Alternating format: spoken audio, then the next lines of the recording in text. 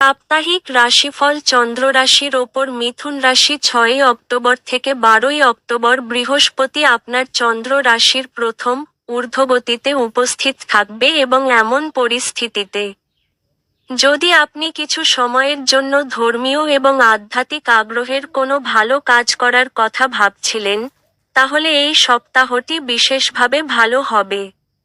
কারণ এই সময়ে আপনার স্বাস্থ্য ভালো থাকবে, যার কারণে আপনি ধর্মীয় কাজে মনোনিবেশ করতে পারবেন এবং এর ফলে আপনি ভেতর থেকে খুশিও বোধ করবেন।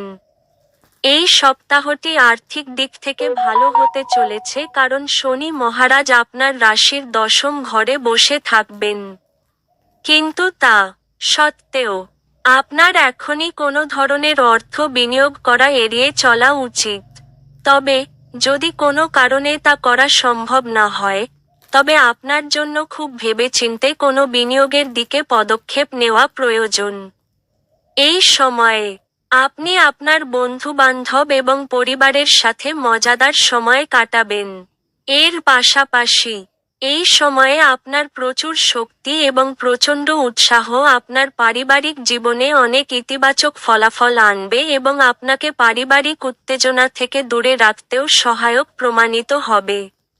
এই সপ্তাহে অর্জিত লাভগুলিকে একত্রিত করে এবং নতুন কিছু শুরু করার সময় আপনাকে আগামী সময়ের জন্য একটি শক্তিশালী ভিত্তি এবং কৌশল প্রস্তুত করে সঠিক সিদ্ধান্ত নিতে দেখা যাবে।